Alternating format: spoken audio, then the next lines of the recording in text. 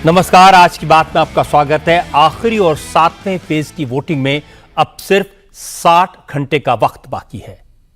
कल शाम को कैंपेन का शोर थम जाएगा। प्रधानमंत्री नरेंद्र मोदी ने आज भी जबरदस्त मेहनत की। कल कैंपेन थमने के बाद नरेंद्र मोदी कन्याकुमारी जाएंगे, 1 जून तक वहीं रहेंगे, समुद्र के बीचों बीच विवेकानंद शिला पर ध्यान लगाएंगे, मेडिटेशन करेंगे। आज कैंपेन के फाइनल राउंड में नरेंद्र मोदी ने कहा 4 जून को देश में नए युग की शुरुआत होगी। पिछले 10 साल में जो हुआ वो सिर्फ ट्रेलर था, अब पूरी फिल्म चलेगी। मोदी ने कहा कि 4 जून को देश में मजबूत मोदी सरकार बनेगी और उड़ीसा में भी 25 साल के नवीन पटनायक के शासन का अंत हो जाएगा। उड़ीसा में बीजेपी का मुख्यमंत्री शपथ लेगा।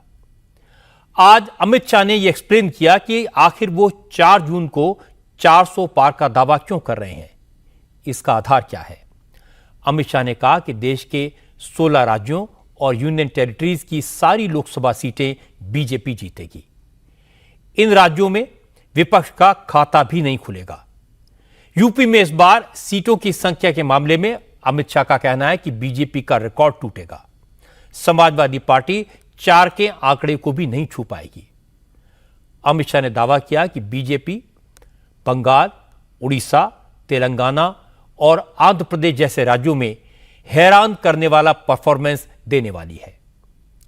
उन्होंने कहा कि गुजरात, मध्य प्रदेश, छत्तीसगढ़, कर्नाटक, झारखंड, महाराष्ट्र और नॉर्थ ईस्ट के बाकी राज्यों में भी बीजेपी अपने पुराने रिकॉर्ड को बरकरार रखेगी। अमित शाह का दावा है कि इस बार बंगाल में बीजेपी को 24 से 30 के बीच सीटें मिलेंगी। उड़ीसा में बीजेपी 21 में से 17 सीटें जीतेगी। तेलंगाना में अमित शाह का दावा है बीजेपी 17 में से 10 सीटें जीत आएगी। लेकिन राजस्थान और हरियाणा में बीजेपी को 1-2 सीटों का नुकसान हो सकता है। अमित शाह का कहना है कि देश में मोदी के नाम और काम पर आंधी चल रही है, इसलिए 400 का आंकड़ा पार करना कोई मुश्किल लक्ष्य नहीं है। हालांकि बंगाल में ममता बनर्जी ने आज कहा कि बीजेपी सिर्फ हवाई दावे कर रही है, न बंगाल में बीजेपी जीतेगी और न देश में बीजेपी की सरकार बनेगी। तेजस्वी यादव और अखिलेश यादव का भी दावा है कि 4 जून को इंडिया अलायंस के पक्ष में जनता का फैसला आएगा। राहुल गांधी तो मानकर बैठे हैं कि इंडिया अलायंस की सरकार बनने वाली है। वो तो जनता को यह बता रहे हैं कि सरकार बनते ही मोदी सरकार की कौन कौन सी योजनाओं को कचरे के डब्बे में फेंका जाएगा। अब सवाल है किसके दावे में कितना दम है।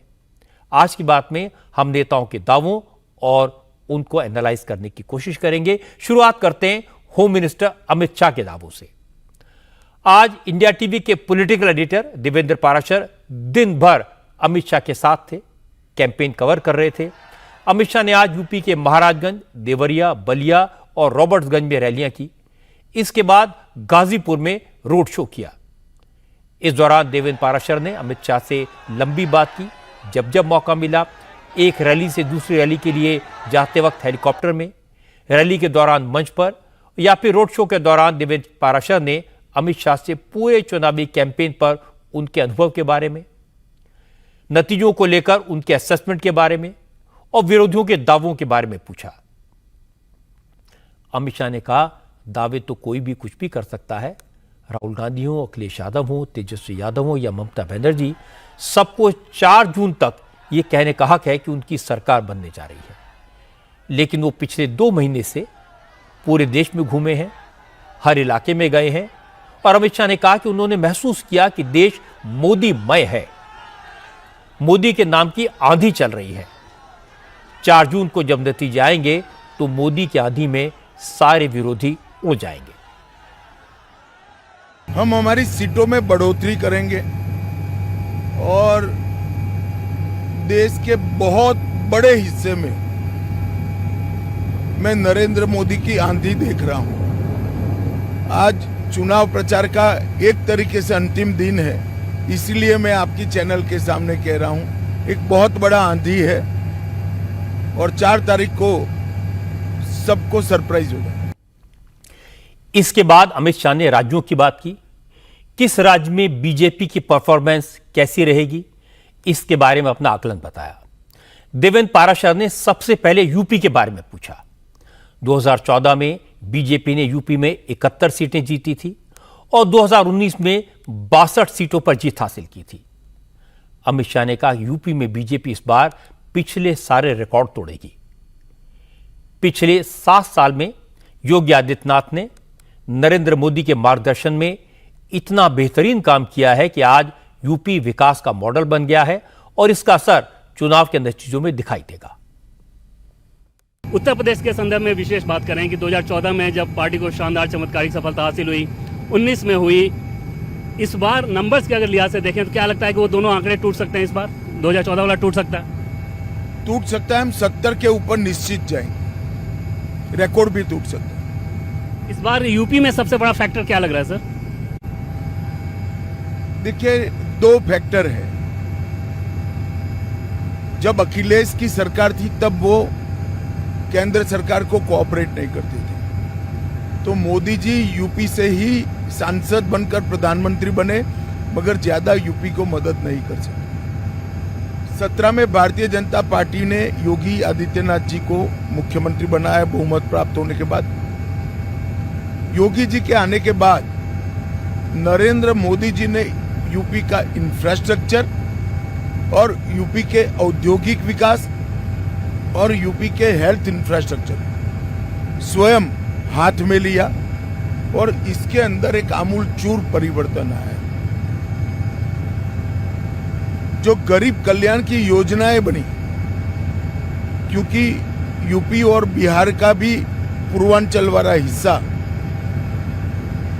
और मध्य प्रदेश यूपी का बुंदेलखंड का हिस्सा और पूरा यूपी, ये देश के सबसे गरीब हिस्सों में से थे, तो इसके सबसे ज्यादा लाभार्थी स्वाभाविक रूप से यूपी से हुए। गैस दिया, शौचालय दिया, घर दिया, पीने का पानी दिया, अनाज दिया, आयुष्मान भारत योजना दी, बिजली दी, ये सबके लाभार्थियों का बहुत बड़ा चंक यूपी में।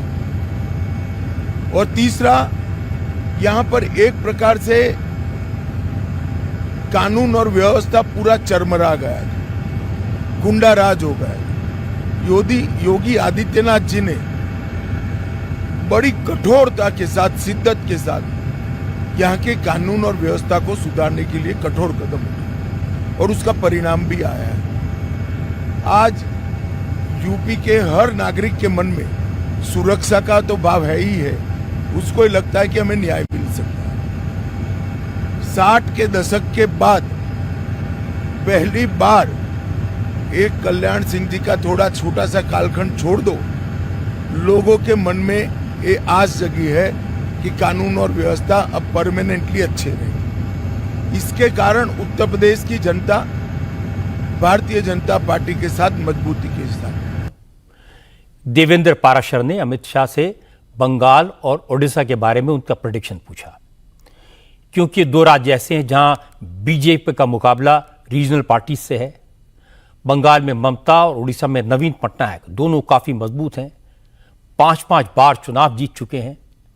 अमित शाह ने कहा कि उड़ीसा में बीजेपी नया इतिहास रचेगी, लोकसभा की 21 में से 15 से 17 सीटें जीतेगी और उड़ीसा में भी बीजेपी की सरकार बनेगी।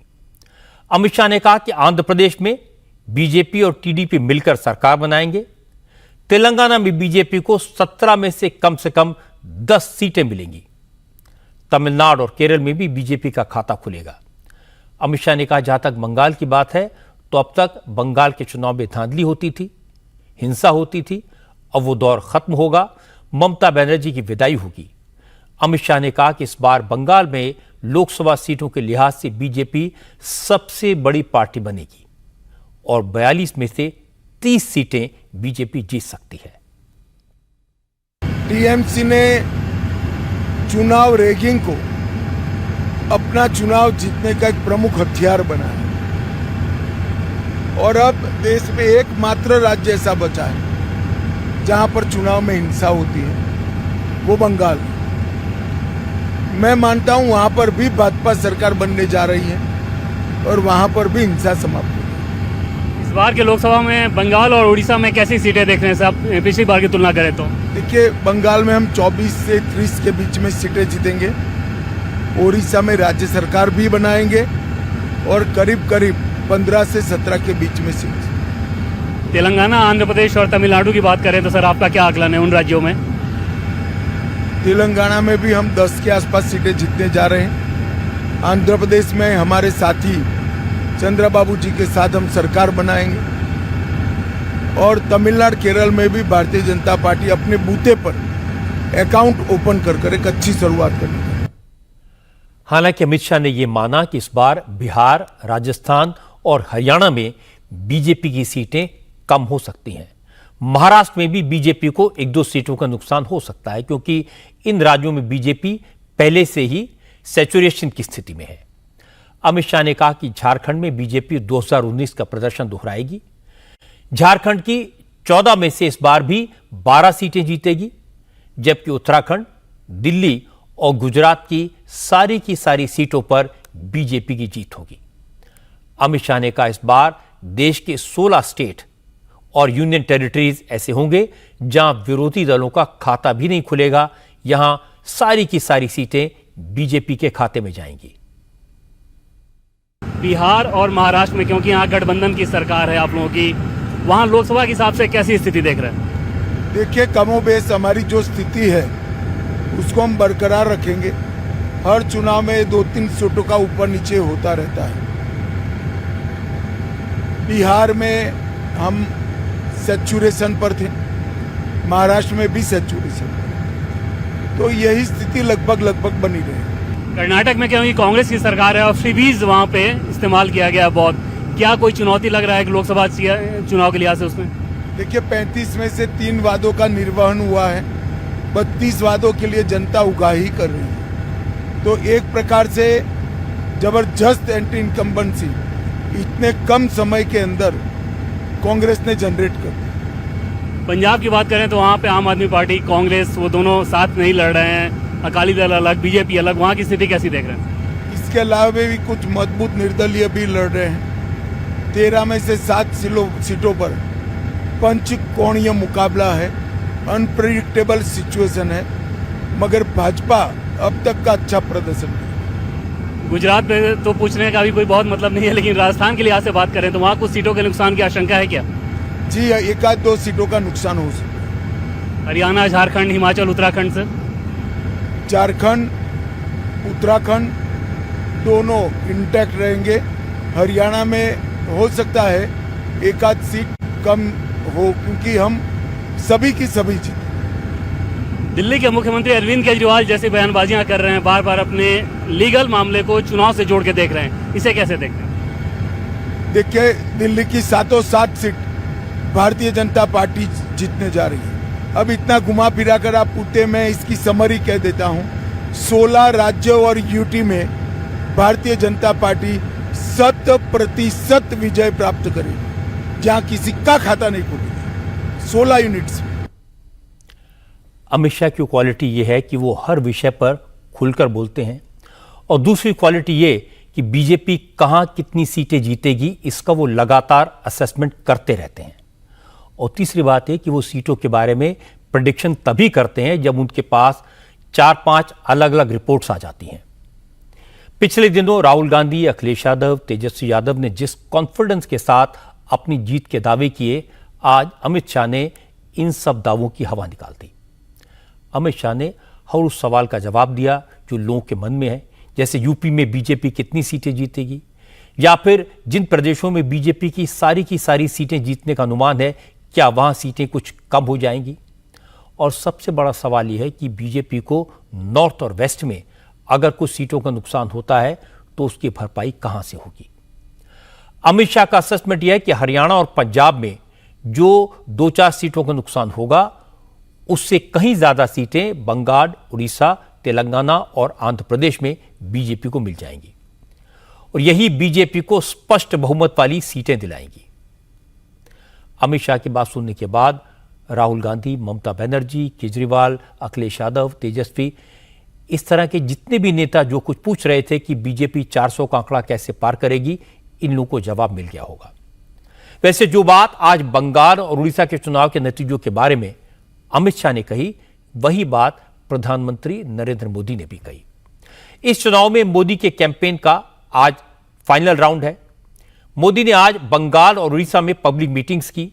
मयूरभंज, बालासोर और केंद्रपाड़ा की चुनावी सभाओं में कहा कि 4 जून को केंद्र में तीसरी बार उनकी सरकार बनने जा रही है, जो पिछली 2 सरकारों से कहीं ज्यादा मजबूत होगी। मोदी ने कहा कि पिछले 10 वर्ष में उन्होंने जो कुछ किया वो तो बस ट्रेलर था। अगले 5 साल में भारत आत्मनिर्भर बनेगा।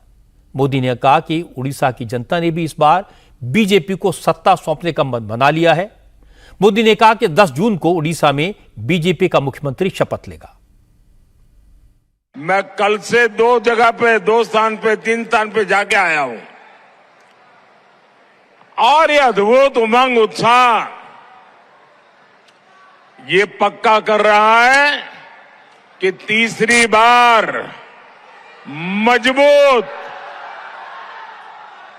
मजबूत मोदी सरकार बनना तय है।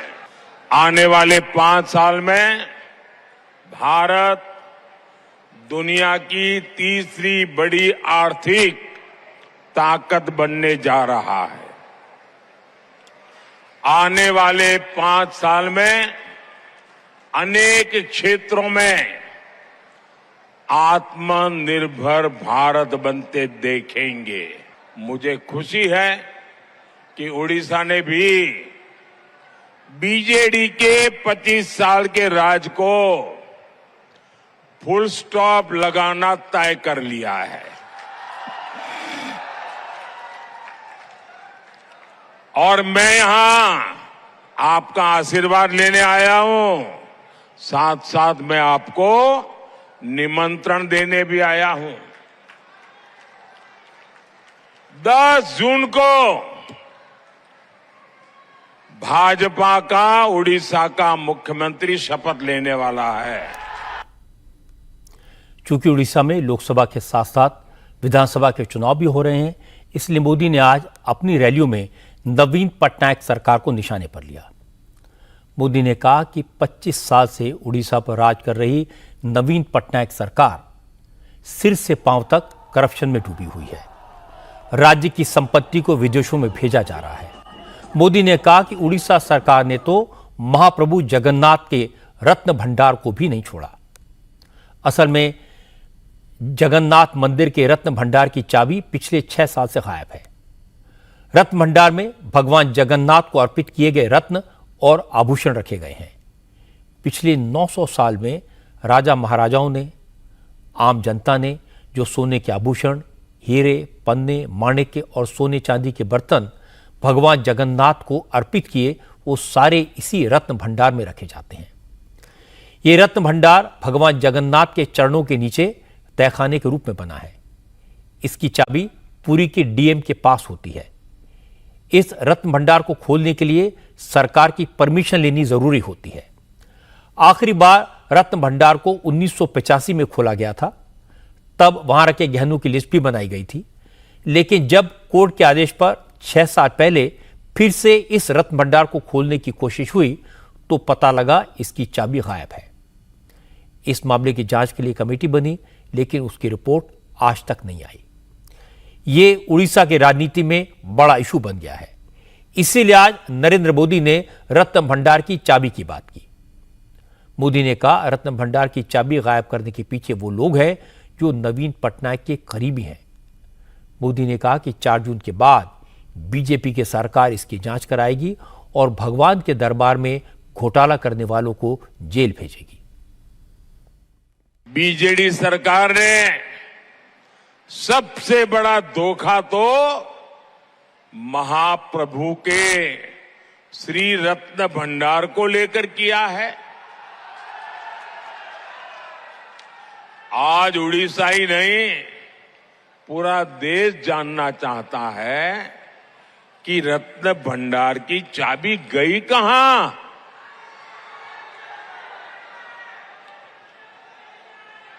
जो जांच हुई थी उसकी रिपोर्ट में किसका नाम है?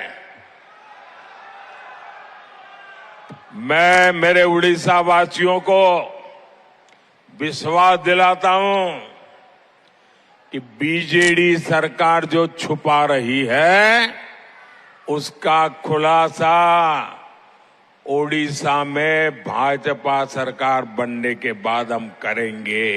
लूट का माल ये कहीं भी छिपा ले, मोदी पाई पाई निकालेगा और लूटने वाले जिंदगी भर जेल की चक्की पीसेंगे। प्रधानमंत्री मोदी ने रत्न भंडार की चाबी के बहाने असल में नवीन पटनायक के बेहद करीबी पूर्व आईएएस वीके पांडियन पर निशाना साधा।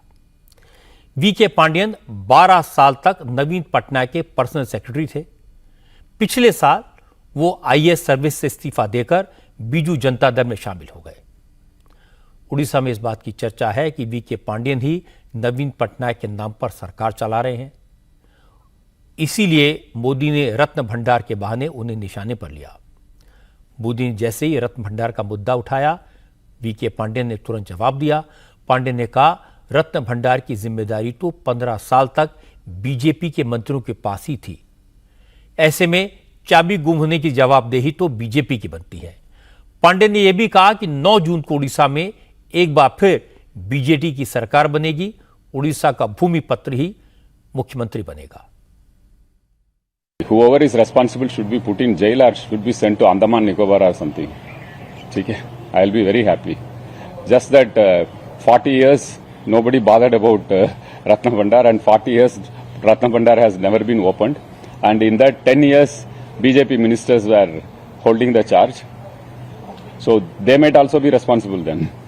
So nobody knows in the 40 years what has happened, and with all humility, the state government has tried its level best to secure the Sri Mandir. Just because the Chief Minister has provided a safety corridor and a parikrama, BJP is not able to digest. People of Odisha are appreciating the great work done by the Chief Minister in Sri Mandir. I think 9th June itself, Bhumiputra will only take over. The one he speaks not just Odia, but lives in the hearts of people of Odia. Narendra Modi ने एक और चौंकाने वाली बात कही। उन्होंने मुख्यमंत्री नवीन पटनायक की सेहत पर सवाल उठाया। मोदी ने कहा, इस बात की जांच होनी चाहिए कि नवीन पटनायक की सेहत 1 साल के अंदर इतनी खराब कैसे हो गई। कहीं इसके पीछे कोई साजिश नहीं। कल मैंने आज की बात में आपको एक वीडियो दिखाया था जिसमें नवीन पटनायक के कांपते हाथों को वीके पांडियन डायस के पीछे छुपाते हुए दिखाई दिए थे। आज एक और वीडियो सामने आया। इस वीडियो में वीके पांडियन मंच पर नवीन पटनायक के पीछे बैठे हैं। नवीन पटनायक के पैर कांप रहे हैं तो वीके पांडियन अपने पैर से नवीन पटनायक के पैरों के कंपन को रोकने की कोशिश करते हुए दिखाई दे रहे हैं। इस वीडियो को असम के मुख्यमंत्री हिमंता बिस्वा शर्मा ने ट्विटर पर पोस्ट किया और लिखा, कोई इस तरह 5 बार के चुने हुए मुख्यमंत्री को पैर कैसे मार सकता है। प्रधानमंत्री मोदी ने भी इसी को मुद्दा बनाया। मोदी ने नवीन पटनायक की गिरती सेहत पर चिंता जताते हुए कहा कि हो सकता है नवीन पटनायक के नाम पर सत्ता भोग रही लॉबी ने उनकी सेहत खराब की हो।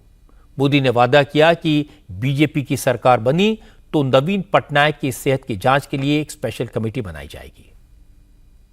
पिछले 1 साल में अचानक नवीन बाबू की तबीयत इतनी कैसे बिगड़ गई। नवीन बाबू अब खुद से कुछ कर नहीं पा रहे हैं। उनकी तबीयत बिगड़ने के पीछे कोई साजिश भी हो सकती है। सवाल ये कि नवीन बाबू की तबीयत खराब होने के पीछे क्या कोई षड्यंत्र है क्या? ये उड़ीसा के लोगों को जानने का अधिकार है। कहीं इसमें उस लॉबी का तो हाथ नहीं है ना, जो नवीन बाबू के नाम पर पर्दे के पीछे उड़ीसा में सत्ता भोग रहे हैं। 10 जून के बाद उड़ीसा में भाजपा सरकार का विजय होने के बाद हमारी सरकार, उड़ीसा की भाजपा सरकार एक स्पेशल कमेटी का गठन करेगी और ये जांच करेगी कि अचानक नवीन बाबू की तबीयत क्यों गिरती जा रही है, उनकी तबीयत के साथ ये क्या हो रहा है, सारे तथ्य खोज करके निकाले जाएंगे। नवीन पटनायक आमतौर पर विवादों से दूर रहते हैं, कम बोलते हैं। पहली बार नेशनल लेवल पर उनके बारे में इतनी बात हो रही है। आज जब नरेंद्र मोदी ने नवीन पटनायक की सेहत पर सवाल उठाया तो जवाब देने के लिए खुद नवीन बाबू सामने आए। नवीन पटनायक ने कहा कि अगर मोदी को मेरी हेल्थ की इतनी चिंता है तो उनको मुझे फोन करना चाहिए था, फोन पर मुझसे पूछते मेरी सेहत कैसी है। नवीन पटनायक ने कहा कि बीजेपी के नेता पिछले 10 साल से उनकी सेहत खराब होने की अफवाहें फैला रहे हैं। मोदी को ऐसी अफवाहों को बढ़ावा देने के बजाय उड़ीसा को विशेष राज्य का दर्जा देने पर सोचना चाहिए। I understand that the Prime Minister at a public meeting in our state today has stated that I am in bad health and he wants to institute an inquiry to inquire in this matter. If he was so concerned about my health and he has stated publicly before that I'm a good friend of his, all he had to do was pick up a telephone and ring me up and ask me about his health, about my health. I understand there are a number of people of the Bharatiya Janata Party from Odisha and Delhi who have been spreading this rumor about my health for the last 10 years. Let me assure the Prime Minister that I am in perfect health and I have been campaigning in our state for the last month. Instead of concerning himself about such rumors, he should concentrate on the revision of coal royalty for our state and also our demand for special category status, which we have been making for years. This will benefit the people of Odisha with all that funding. नवीन पटनायक के पिता बिजू पटनायक उड़ीसा के सबसे respected leaders में से एक रहे हैं और पिछले 25 साल से उड़ीसा में नवीन पटनायक का एक छत्र राज्य है। एक जमाने में यहां कांग्रेस मजबूत थी, लेकिन नवीन पटनायक के आने के बाद कांग्रेस धीरे धीरे समाप्त हो गई। कांग्रेस के स्पेस को बीजेपी ने ले लिया। अब बीजेपी दूसरे नंबर की पार्टी बन गई है। हालांकि पिछले असेंबली इलेक्शन में उड़ीसा में बीजेपी को कोई खास सफलता नहीं मिली थी। 147 सीटों में से नवीन बाबू की बीजेडी ने 109 सीटें जीती। बीजेपी को सिर्फ 23 सीटें मिली और कांग्रेस सिर्फ 9 पर सिमट गई। 2014 के लोकसभा इलेक्शन में उड़ीसा की 21 में से 20 सीटें बीजेडी को मिली थी, नवीन पटनायक को मिली थी। लेकिन देश में नरेंद्र मोदी की सरकार बनने के बाद उड़ीसा के हालात बदले। 2019 के चुनाव में बीजेपी ने उड़ीसा में लोकसभा की 8 सीटें जीती। नवीन पटनायक की बीजेडी 20 से 12 पर आ गई। उड़ीसा में बीजू जनता दल की लोकप्रियता के 2 कारण हैं। पहला, नवीन पटनायक की पॉपुलर स्कीम्स, मुफ्त राशन, मुफ्त इलाज, मुफ्त शिक्षा। और उड़ीसा ऐसा राज्य है जहां गर्भवती महिलाओं को बच्चे के जन्म पर पैसा मिलता है और किसी की मृत्यु के बाद उसके परिवार वालों को अंतिम संस्कार के लिए भी सरकार पैसा देती है।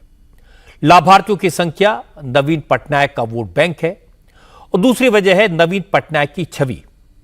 उनके आगे पीछे कोई नहीं है, करप्शन का इल्जाम नहीं है।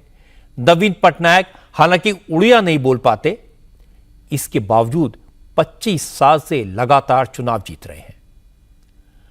अब लोग कहते हैं कि बदलाव आने वाला है। नवीन पटनायक कुछ लोगों से घिर गए हैं। वीके पांडियन पर पर्दे के पीछे से नवीन पटनायक की सरकार को चलाने का इल्जाम है। और यह बात सही है कि नवीन पटनायक की सेहत खराब है, कई तरह की बीमारियां हैं। और दूसरी तरफ बीजेपी ने ग्रासरूट लेवल पर काफी काम किया। मोदी सरकार की योजना का फायदा उड़ीसा के लोगों को भी मिला है।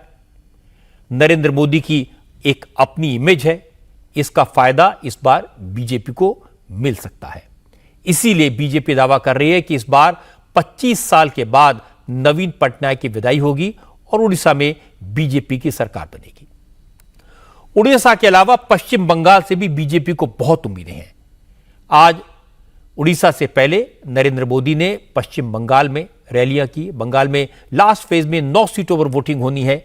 1 जून को नॉर्थ कोलकाता, साउथ कोलकाता, दमदम, डायमंड हार्बर, बारासात, बसीरहाट, जादवपुर, जयनगर और मथुरापुर में वोट डाले जाएंगे। ये सारी सीटें पिछले इलेक्शन में ममता बनर्जी की तृणमूल कांग्रेस ने जीती थी। आज प्रधानमंत्री मोदी ने मथुरापुर की रैली में कहा, ममता बनर्जी की जिद और उनकी सरकार के करप्शन की वजह से बंगाल के लोगों को काफी नुकसान हुआ है। केंद्र सरकार की तमाम योजनाओं का लाभ बंगाल के लोगों को नहीं पहुंचा, लेकिन अब ऐसा नहीं होगा क्योंकि बंगाल की पॉलिटिक्स में भी एक बड़ा टर्निंग पॉइंट आने वाला है। 4 जून को एक राजनीतिक भूचाल आने वाला है और उसका सबसे ज्यादा असर बंगाल में दिखेगा। 2024 का ये लोकसभा चुनाव कई मायनों में अलग है, अद्भुत है। ये चुनाव आगे बढ़कर के देश के राजनीतिक दल नहीं, देश के राजनेता नहीं, ये चुनाव कश्मीर से कन्याकुमारी, अटक से कटक देश की जनता ने उसकी बागडोर संभाली हुई है। अब आने वाले 5 साल स्वर्णिम भारत के निर्माण में निर्णायक भूमिका निभाएंगे।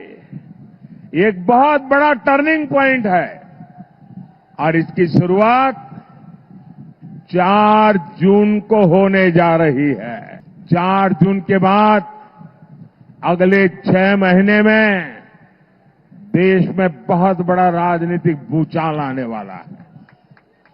ये परिवारवादी पार्टियां अपने आप बिखर जाएगी। इनके कार्यकर्ता भी अब थक चुके हैं। वो भी देख रहे हैं कि देश किधर जा रहा है और ये पार्टियां किधर जा रही है। नरेंद्र मोदी ने कहा, बंगाल के लोग बीजेपी का साथ दे रहे हैं, इसलिए ममता बनर्जी बंगाल के लोगों से ही बदला ले रही हैं, साधु संतों पर भी गुस्सा उतार रही हैं। मोदी ने कहा कि बंगाल के कई इलाकों की डेमोग्राफी बदल गई है। गैर कानूनी घुसपैठियों को यहां बसाया गया है। ये घुसपैठिए बंगाल के नौजवानों का हक छीन रहे हैं।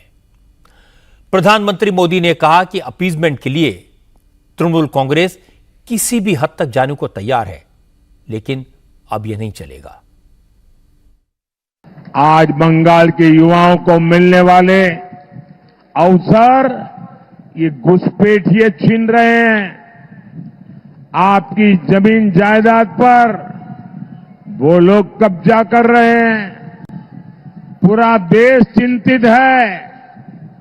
बंगाल के सीमावर्ती इलाकों में डेमोग्राफी बदली गई है। इन लोगों ने सीएए का इतना विरोध क्यों किया?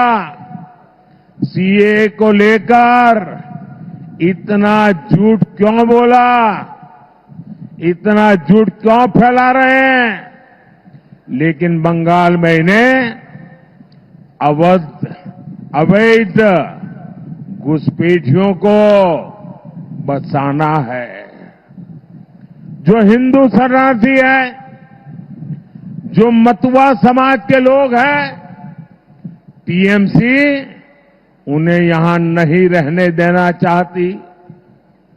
लेकिन आप चिंता मत करिए। 4 जून के बाद टीएमसी के इन सारे हथकंडों की हवा निकलने जा रही है।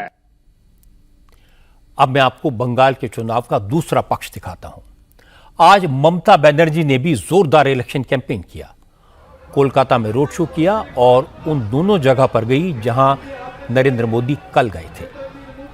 ममता बनर्जी ने पहले नेताजी सुभाष चंद्र बोस की प्रतिमा पर फूल चढ़ाए, फिर स्वामी विवेकानंद के घर पर जाकर उन्हें श्रद्धांजलि दी।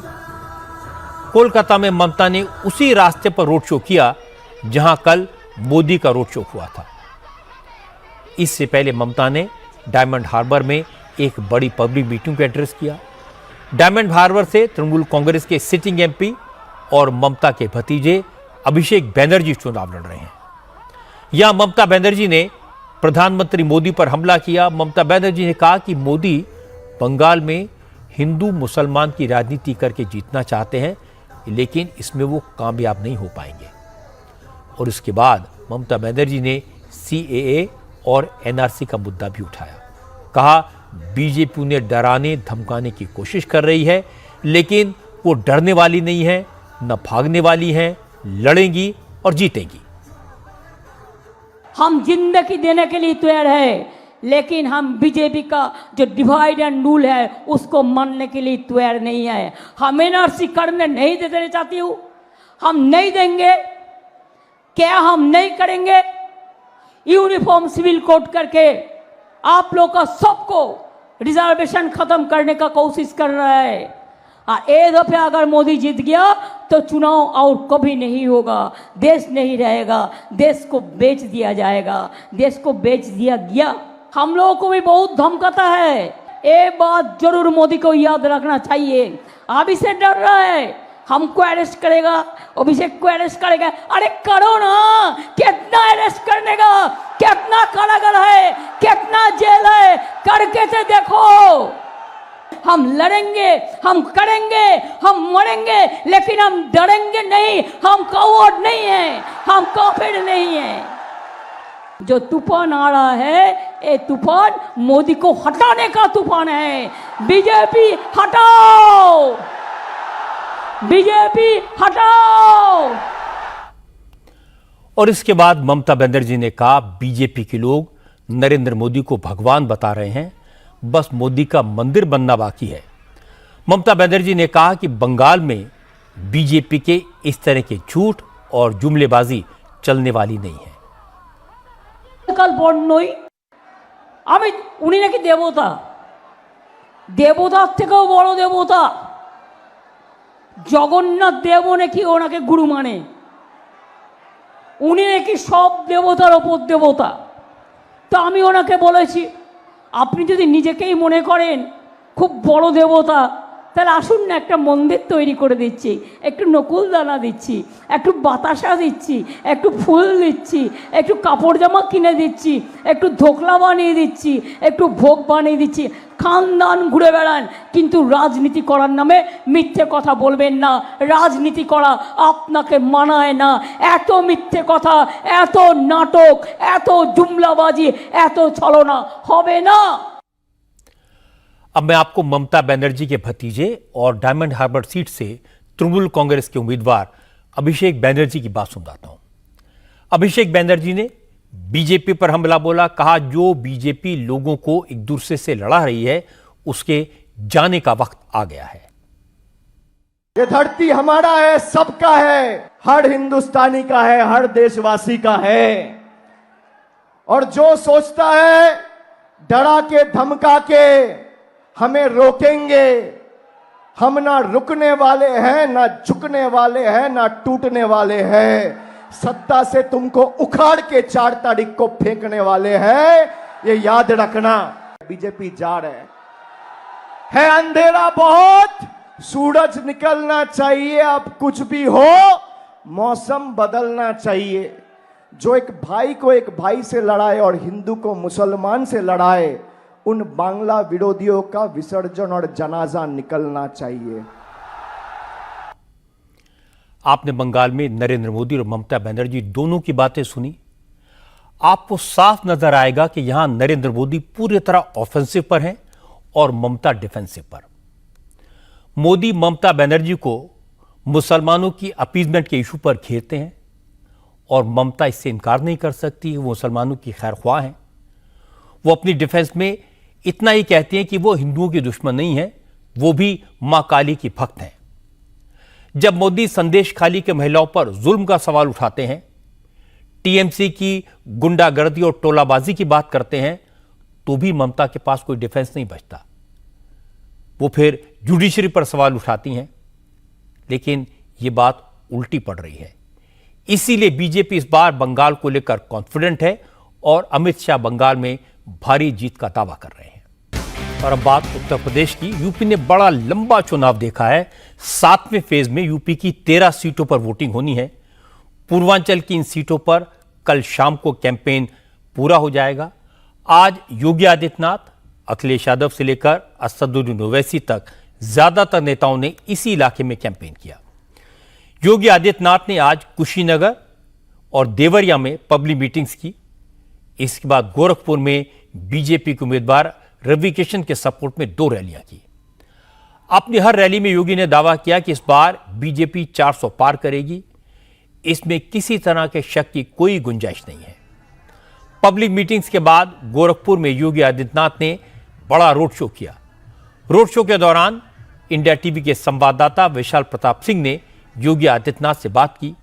इस बातचीत में भी योगी ने 400 सीटों के कॉन्फिडेंस की बात की, उसकी वजह बताई। योगी ने कहा कि इंडी अलायंस स्वार्थ का गठबंधन है, इसलिए अलायंस की कई पार्टियां एक दूसरे के खिलाफ चुनाव लड़ रही हैं। जनता समझदार है और इंडी अलायंस की हकीकत जनता को पता है। जो लोग उत्तर प्रदेश के अंदर 80 सीटों पर लड़ने के लिए जिनके प्रत्याशी नहीं मिले हैं, वे लोग 400 पार के रहस्य को नहीं समझ पाएंगे। पूरे देश की आवाज है, पूरा देश का संकल्प है, फिर एक बार मोदी सरकार और अब की बार 400 पार। बंगाल में टीएमसी कांग्रेस के खिलाफ लड़ी और कांग्रेस टीएमसी के खिलाफ, लेकिन देश में वो दोनों गठबंधन में है। आम आदमी पार्टी पंजाब में सरकार में है, लेकिन एक कांग्रेस और आम आदमी पार्टी बीजेपी के खिलाफ दोनों अलग अलग वहां लड़ रहे हैं। तो ये भानुमति का पिटारा है, ये लोग कभी एक नहीं हो सकते हैं। इनका मुखौटा जनता के सामने आया है, वास्तविक चरित्र जनता पहले ही जान चुकी है। योगी आदित्यनाथ को पूरा विश्वास है कि 4 जून को बीजेपी 400 पार करेगी और नरेंद्र मोदी तीसरी बार प्रधानमंत्री पद की शपथ लेंगे। अब मैं आपको इसका दूसरा पक्ष दिखाता हूं। अखिलेश यादव का दावा है कि सरकार तो इंडिया अलायंस की बनेगी। आज अखिलेश यादव ने सोनभद्र, रॉबर्ट्सगंज और मिर्जापुर में पब्लिक मीटिंग्स को एड्रेस किया। अखिलेश ने कहा कि पिछले 10 साल में गरीब और गरीब हुए, युवा बेरोजगार हुए, महंगाई आसमान छू रही है, लेकिन मोदी सरकार ने किसी की चिंता नहीं की, सिर्फ अमीरों का काम किया। इसलिए इस बार जनता बीजेपी को बाहर का रास्ता दिखा देगी। 4 जून को देश के अच्छे दिन आएंगे। वैसे तो दिल्ली वाले और लखनऊ वाले लगातार प्रचार कर रहे हैं, लेकिन उन्हें हिसाब किताब जो देना है वो 10 साल दिल्ली का और 7 साल उत्तर प्रदेश सरकार का। लगभग 17 साल सरकार में हो गए। बताओ, 17 साल की सरकार में अगर किसी के गरीब के जीवन में कोई बदलाव आया हो तो बता दो सरकार की तरफ से। क्योंकि जो मन की बात कर रहे थे वो संविधान की बात नहीं कर रहे हैं, जो मनमर्जी हैं वो आपकी सुनना नहीं चाहते हैं। और जहां तक अभी तक का कार्यकाल देखा है, उन्होंने किसान से लेकर के हर वर्ग के साथ धोखा किया है। कहने को और दिखाने को तो उन्होंने बड़े बड़े सपने दिखाए थे कि निवेश हम जमीन पर पहुंचाएंगे, हम कारोबार चला देंगे, हम उद्योग लगा देंगे, लेकिन जब हम 10 साल पीछे मुड़ करके देखते हैं तो वहीं के वहीं खड़े पाते हैं महंगाई और बेरोजगारी बढ़ी है। आपके संकट के दिन खत्म होने जा रहे हैं। संकट के दिनों के लिए केवल 1 हफ्ता बचा है। 4 जून को परिणाम दूसरा आने वाला है। परिणाम को 4 जून को परिवर्तन का परिणाम आने वाला। अखिलेश को इस बात पीडीए पर भरोसा है। अखिलेश को इस बार लगता है कि पूर्वांचल में पिछड़े और दलित वोटर्स के अलावा मुसलमानों का वोट भी समाजवादी पार्टी और कांग्रेस को मिलेगा। लेकिन पूर्वांचल में असदुद्दीन ओवैसी ने अखिलेश यादव की टेंशन बढ़ा दी है। ओवैसी पिछले एक हफ्ते से इस इलाके में जबरदस्त कैंपेन कर रहे हैं। आज कुशीनगर में ओवैसी की पब्लिक मीटिंग हुई। कुशीनगर में स्वामी प्रसाद मौर्य पीडीएम के उम्मीदवार हैं। यहां ओवैसी ने कहा कि समाजवादी पार्टी और कांग्रेस ने दलितों, पिछड़ों और मुसलमानों को हमेशा धोखा दिया है। ओवैसी ने कहा कि अखिलेश यादव मुसलमानों का सिर्फ वोट चाहते हैं और फिक्र सिर्फ यादवों की करते हैं। इसलिए अब मुसलमानों को समाजवादी पार्टी के चक्कर में नहीं फंसना चाहिए। ये समाजवादी पार्टी ने अपने परिवार के 5 लोगों को इलेक्शन लड़ा रहे हैं। आजमगढ़ से लेकर फिरोजाबाद तक अखिलेश यादव के रिश्तेदार और खानदान के लोग, परिवार के लोग लड़ रहे हैं। आप बताइए फिर कौन सी सियासत अखिलेश यादव कर रहे हैं? कितने मुसलमानों को टिकट दिया अखिलेश यादव ने? 4 को। अपने परिवार से 5 लोगों को टिकट देते हैं और आकर सामाजिक न्याय की बात करते हैं। अखिलेश यादव सिर्फ परिवारवाद की सियासत करेंगे। अखिलेश यादव सिर्फ एक ही वाई की सियासत करते हैं। नाम तो लेते हैं एम वाई का, मगर पूरी राजनीति करते हैं वाई के नाम पर। किस बुनियाद पर आप समाजवादी पार्टी को वोट देंगे जो बीजेपी को हरा नहीं सकती? अखिलेश यादव और नरेंद्र मोदी में कोई फर्क नहीं है, एक सिक्के के 2 रुख हैं। बताइए नरेंद्र मोदी दुनिया का सबसे बड़ा झूठा है या नहीं है? कितने 100 दिन जाकर कितने दिन हो गए। यही नरेंद्र मोदी की खूबी है कि झूठ इतना बेहतरीन तरीके से फेंकते हैं कि दुनिया के सारे झूठों को एक तरफ बिठा दो और एक तरफ मोदी को बिठा दो तो मोदी इलेक्शन जीत जाए। देश का युवा उनसे पूछ रहा है, बताओ तुमने कितनों को नौकरी दी? तो मोदी जी कह रहे कि मैंने तुमको गांव रक्षक बना दिया, तुम वो काम करते रहो। मोदी जी लड़ाने का काम कर रहे। मोदी जी अब बस करो, कितना लड़ाओगे? आज देश की जनता परेशान है, तो अपनी नाकामियों को छुपाने के लिए नरेंद्र मोदी आज हिंदू मुस्लिम की नफरत की राजनीति कर रहे। इस चुनाव में असदुद्दीन ओवैसी बड़ी इंटरेस्टिंग पोजीशन में है। वो जितनी हिम्मत से मोदी की आलोचना करते हैं, उतनी ही शिद्दत से राहुल गांधी और अखिलेश यादव पर हमला करते हैं। ओवैसी जब मोदी को मुसलमानों का दुश्मन बताते हैं तो किसी को आश्चर्य नहीं होता, लेकिन जब वो कांग्रेस और समाजवादी पार्टी का इतिहास याद दिलाते हैं, जब वो राहुल गांधी और अखिलेश यादव की नीयत पर सवाल उठाते हैं, तो लोग जरूर हैरान होते हैं। लेकिन ओवैसी बैरिस्टर हैं, हवा में बातें नहीं करते। वो अपनी बात फैक्ट्स और फिगर्स के साथ सामने रखते हैं और उनका बोलने का अंदाज लोगों को बहुत पसंद आता है। इसीलिए उनकी बातों का असर भी होता है। मैंने आपको शुरू में बताया था कि कल जब कैंपेन पूरा हो जाएगा तो प्रधानमंत्री नरेंद्र मोदी कन्याकुमारी जाएंगे। 1 जून की शाम तक वहीं रहेंगे। विवेकानंद शिला पर बैठकर मेडिटेशन करेंगे, ध्यान लगाएंगे। इसको लेकर कांग्रेस काफी परेशान है। मोदी के बारे में तरह तरह की बातें कह रहे हैं। कांग्रेस के नेताओं ने कहा कि मोदी के कन्याकुमारी के दौरे को टीवी पर दिखाने पर रोक लगनी चाहिए।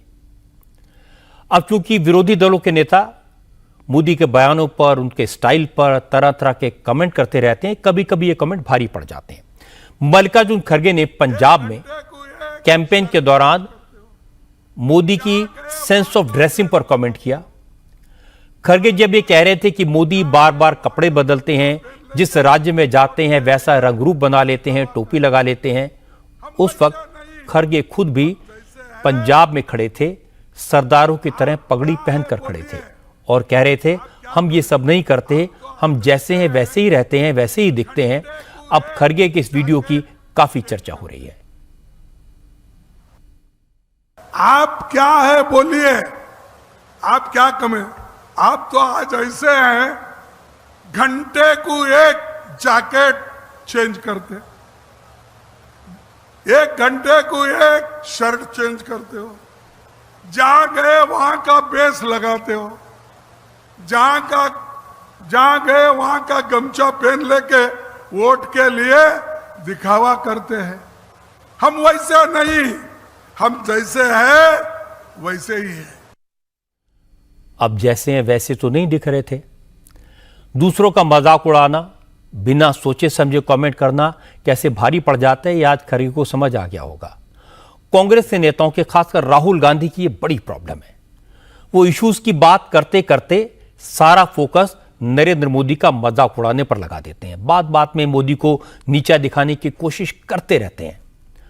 जैसे नरेंद्र मोदी कन्याकुमारी में ध्यान लगाने जा रहे हैं तो उसका मजाक उड़ाने की क्या जरूरत है। और ऐसा भी नहीं है कि मोदी पहली बार इस तरह का ध्यान लगाने जा रहे हों।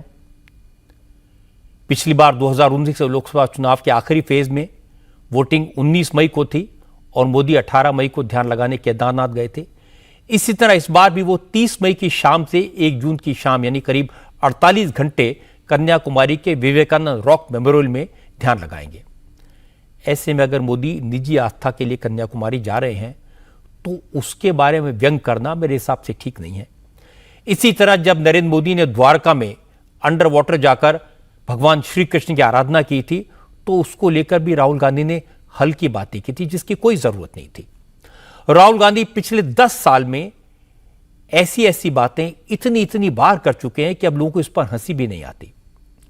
डिजिटल मीडिया में ऐसी बातों की चर्चा जरूर होती है, लोग मजा लेते हैं, पर इससे वोट नहीं मिलता।